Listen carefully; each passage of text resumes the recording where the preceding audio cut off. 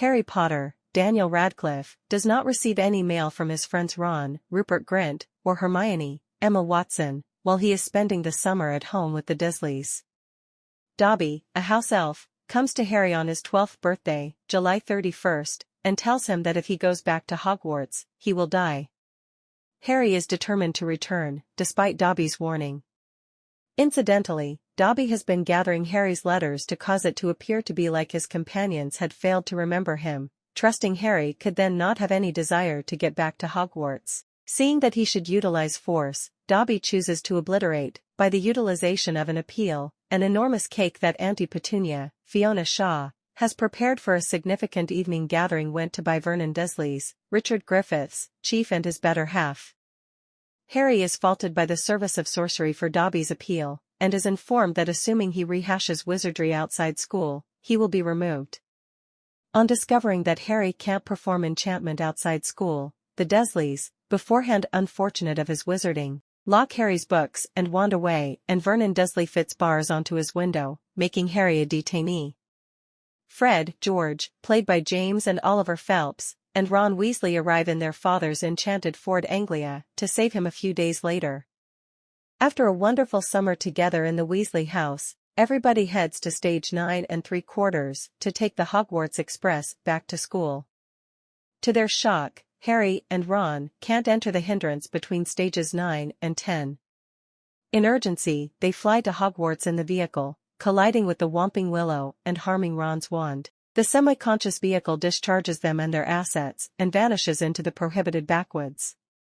Soon, Harry realizes that 3 people don't want to pay attention to him: the vain new safeguard against the dull expressions teacher, Gilderoy Lockhart, Kenneth Branagh, admirer Colin Creevey, Hugh Mitchell, and Ron's sister, Ginny Weasley, Bonnie Wright, who likes Harry.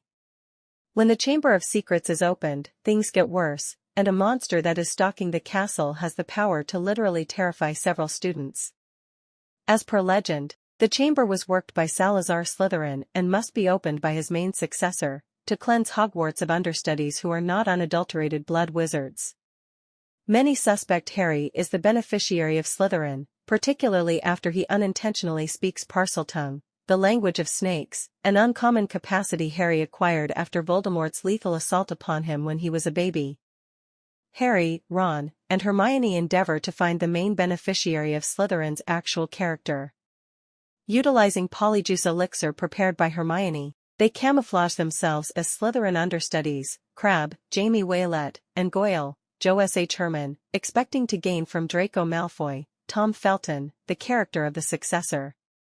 Malfoy, they learn, doesn't have the foggiest idea who the successor to Slytherin is. However, he incidentally furnishes Harry and Ron with a significant hint about the Office of Mysteries. Tragically, the hair that Hermione took from Millicent Bulstrode's uniform was from a feline, and as the Polyjuice mixture is just expected for human changes, she expects a cat-like appearance. It requires somewhat more than a month to re-establish her typical human structure. She is set free from the clinic wing toward the beginning of February, her typical appearance re-established. The assaults increment over time, freezing more understudies, including Hermione. Most terribly, a message composed on a wall proclaims that Ginny Weasley has been taken into the chamber, where her skeleton will lie until the end of time. Harry finds the door leading into the Chamber of Secrets with the assistance of Ron and Moaning Myrtle, Shirley Henderson. They force Gilderoy Lockhart, an extortion who cleans off other wizards' recollections and cases their accomplishments, to go with them. When they find the entry to the chamber, Lockhart endeavors to utilize Ron's wrecked wand to eradicate Harry and Ron's recollections. However, the spell misfires onto himself and brings the roof collapsing, isolating Harry from Ron and Lockhart. Lockhart restores, however, has now lost his own memory. Harry comes to the chamber where he tracks down an oblivious Ginny. He also meets Tom Riddle, a young man who says he is a memory. Harry discovers that Ginny, heavily influenced by ruler Voldemort, opened the chamber.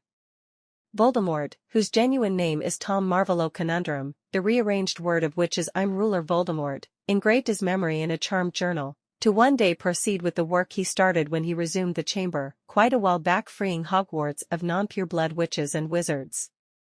It was Hagrid, a Hogwarts understudy at that point, who was faulted for the assaults and ousted. Tom Enigma's memory develops all the more remarkable as it takes life from Ginny's body, and it attempts to kill Harry by setting free a basilisk, the beast liable for freezing the understudies. However, Dumbledore's Richard Harris, Phoenix, Fawkes, shows up conveying the arranging cap, from which Harry draws out the blade of Godric Gryffindor. Fawkes blinds the basilisk, obliterating its lethal look, and Harry kills it with the blade. In endeavoring to kill the basilisk, Harry's arm has been penetrated by the animal's tooth. Ginny comes back from her near-death state after Harry stabs the diary with one of the basilisk's fangs. The memory of Riddle is destroyed. Harry is by all accounts passing on rapidly from the toxin, yet Fawkes comes to mend Harry with his tears. Phoenix tears have recuperating power.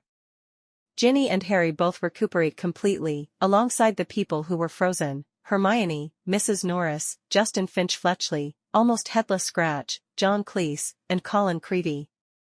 Harry acknowledges it was Lucius Malfoy, Jason Isaacs, Draco Malfoy's dad, who slipped the journal into Ginny's cauldron when he experienced the Weasleys in a Diagon backstreet bookshop. However, he can't demonstrate it. Dobby uncovers he is the Malfoys' worker, and knowing their bad form, had been attempting to safeguard Harry throughout the year.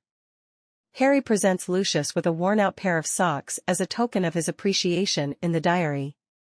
Lucius discards the journal, however Dobby gets it and finds the sock concealed in its pages.